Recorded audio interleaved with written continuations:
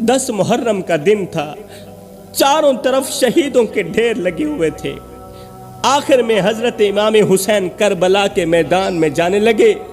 آپ کی معصوم بیٹی نے گھوڑے کی لگام پکڑ لی، بیٹی نے گھوڑے کی لگام پکڑ لی۔ ننھی سی بیٹی ہے، رو کر کہنے لگی، اے گھوڑے، میرے بابا کو لے کر میدان میں مت جانا، کیونکہ میں نے دیکھا ہے اس میدان میں ہمارے خیمے سے جو بھی گیا ہے زندہ واپس نہیں آیا۔ کیسا منظر ہوگا وہ جب ایک باپ گھوڑے پر سوار ہوگا اور اس کی معصوم سی ننھی سی بیٹی گھوڑے کے قدموں سے لپٹ کر منتیں کر رہی ہوگی کہ آگے مت بڑھنا، آگے مت جانا، اے گھوڑے میرے بابا کو مجھ سے دور مت لے جانا۔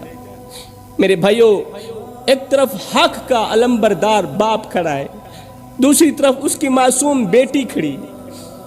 وہ شاید جنگ نہیں سمجھتی، وہ شاید حالات کی سنگینی نہیں جانتی، وہ معصوم بچی ہے، وہ ننھا سا پھول ہے، وہ جنگ کے حالات نہیں جانتی، مگر اتنا ضرور جانتی ہے کہ جو بھی اس میدان میں گیا ہے زندہ واپس نہیں آیا۔ لکھنے والے لکھتے ہیں کہ امام حسین نے آخر میں اپنے بیمار بیٹے حضرت زین العابدین سے فرمایا کہ میری بیٹی کا خیال رکھنا، اسے اٹھا لو اور اس کا خیال رکھنا، یہ وہ میری بیٹی ہے کہ جب تک میں اسے اپنے سینے پر نہیں سلاتا تھا مجھے نیند نہیں آتی تھی، اور میری بیٹی بھی جب تک میرے سینے پر نہیں لیٹتی تھی میری بیٹی کو بھی نیند نہیں آتی تھی۔ یہ باپ کے سینے پر سونے کی عادی ہے، یہ جو میرا پھول ہے نا یہ باپ کے سینے پر سونے کا عادی ہے۔ ذرا تصور کرو، ایک لمحے کے لیے سوچو میرے بھائیوں، ایک ننھی سی بچی جس کی پوری دنیا اس کا بابا ہو، جس کی ہر خوشی اپنے باپ سے شروع ہوتی ہو اور اپنے باپ پر ہی ختم ہوتی ہو۔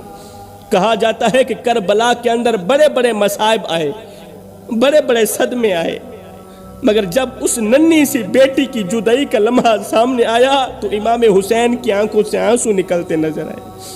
اتنے بڑے مصائب آنے پر بھی حضرت امام حسین نہیں روئے، آنکھوں سے ایک آنسو بھی نہیں نکلا، مگر جب ننھی سی بیٹی کی جدائی کا لمحہ آیا، جدائی کا وقت آیا، آپ نے دیکھا کہ بیٹی نے گھوڑے کے پیر پکڑے ہوئے اور کہہ رہی ہے کہ آگے مت جانا، یہاں پر جو بھی جاتا ہے واپس نہیں آتا۔ یہ منظر دیکھ کر امام حسین کی آنکھوں سے آنسو نکلتے نظر، کیونکہ اس شہزادی کو نہیں معلوم تھا کہ یہ حق اور باطل کی جنگ ہے، اسے نہیں معلوم تھا کہ کربلا میں شہید ہونے والوں کا مقام کیا ہوتا ہے، اسے کیا خبر تھی کہ تاریخ کا سب سے بڑا معرکہ اس کی آنکھوں کے سامنے برپا ہے۔ وہ تو بس اتنا جانتی ہے کہ جو بھی اس میدان میں گیا ہے وہ واپس زندہ نہیں آیا، پھر وہ مجھ سے باتیں نہیں کرتا۔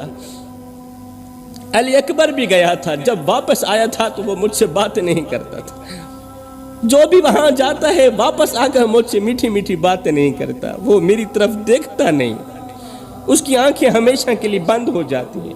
پھر میں اسے آواز دیتی رہ جاتی ہوں اور وہ جواب نہیں دیتا۔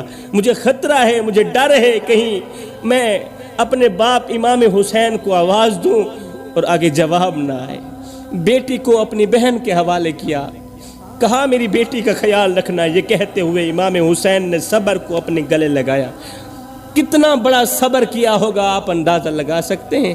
بسم اللہ پڑھ کر تلوار اٹھائی اور نکل پڑے میدان کی طرف۔ ایسا لگ رہا تھا جیسے صدیق کی صداقت، فاروق کی عدالت، عثمان کی سخاوت اور علی کی شجاعت حسین کے سر پر پہرا دے رہی۔